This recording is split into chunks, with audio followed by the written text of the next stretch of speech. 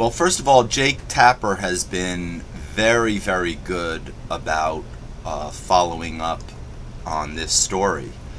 But what I think the real tipping point was that he discovered that there were about 24 CIA agents on the ground in Benghazi at this facility, apparently when the attack took place on September 11th. And that these CIA agents have been constantly been forced to take lie detector tests by the CIA to ensure that they had not told any newspapers or news outlets about what happened in Benghazi.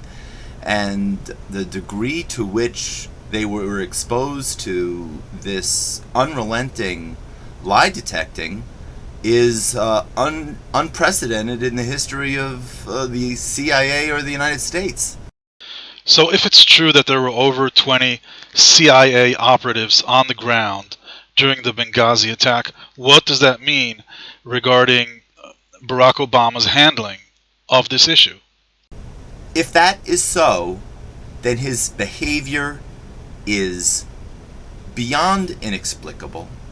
And what then happens is, as I wrote in my article, the whole issue of who exactly attacked, or should I say who ordered the attack on the consulate, the narrative goes completely off narrative, in that up to now we've been told, oh, Al-Qaeda attacked the Benghazi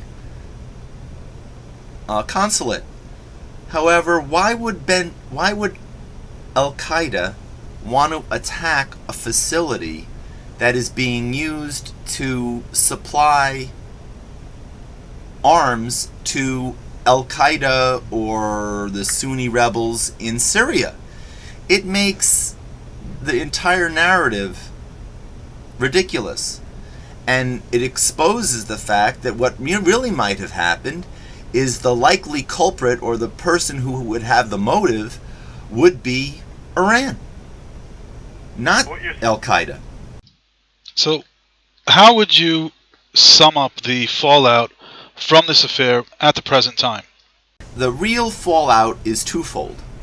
Number one, 24 live CIA agents in the facility makes his behavior totally inexplicable.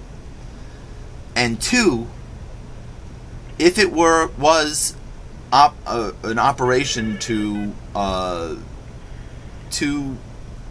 supply the rebels, and hence to some degree to supply Saudi Arabia, to supply Al-Qaeda, then the motive of the attackers, or more specifically the motive of the party that orchestrated and that ordered the attack, becomes totally different than what we've heard on the news.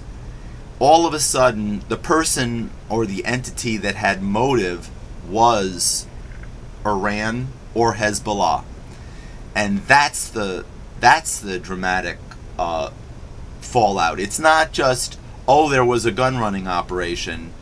It's, if there was a gun running operation, then the likely suspects become totally different, or the likely suspects who actually ordered the attack become different, and Obama's real-time reaction becomes so grossly negligent as to be it's not imaginable that a president would allow 24 CIA agents in a facility to be attacked and not take extraordinary actions to defend those 24 agents.